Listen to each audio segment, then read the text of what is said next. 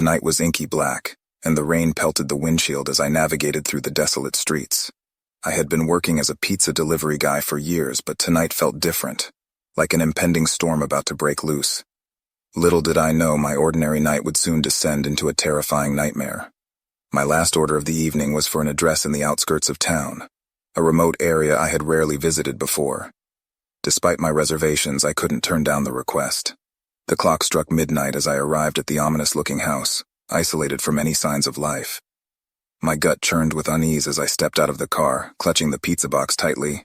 The house loomed over me, its facade cloaked in shadows. I raised my hand to knock on the door when it swung open with a creak, revealing a pale, gaunt man standing in the doorway. His eyes were sunken, and a strange glint flickered in them. Come in," he said in a hushed voice that sent shivers down my spine. Against my instincts, I followed him into the dimly lit living room, where an eerie silence hung in the air. The man pointed to a table, instructing me to place the pizza there. As I did so, my eyes caught glimpses of peculiar symbols etched on the walls. Unease crept over me, but I tried to maintain my composure and asked for payment. The man turned to face me, his gaze unwavering. I have an unusual form of payment, he said, producing a worn-out book from the shadows. It seemed ancient, covered in dust and strange markings. I don't think I can accept that, I replied, my heart pounding. He ignored my protest and opened the book, muttering incomprehensible words under his breath. Suddenly, the room seemed to tremble with an otherworldly energy, and I felt a strange force pulling at my senses. Fear gnawed at me as I realized this was no ordinary pizza delivery. Panicking, I made a dash for the door, but it slammed shut before I could reach it. The man's low chuckle echoed around me, and I turned to see his eyes glowing with an unnatural light. You can't leave now, he said, his voice now laced with something sinister. Terrified, I searched for another way out.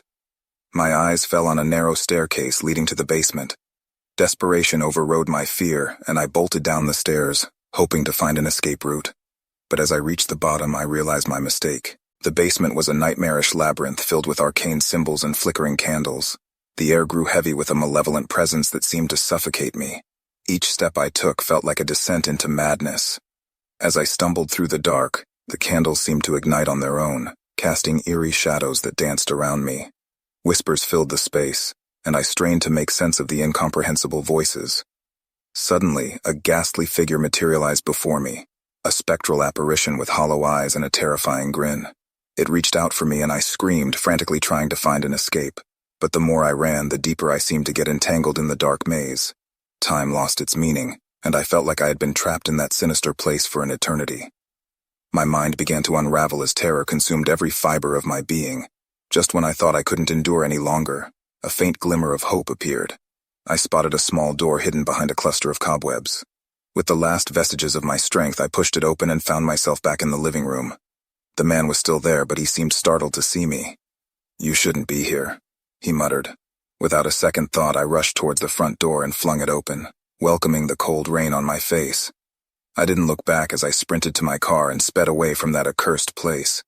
To this day, the memory of that night haunts me. I no longer work as a pizza delivery guy, unable to shake the fear that lingers within me. I don't know what dark forces resided in that house, but I pray they remain locked away forever.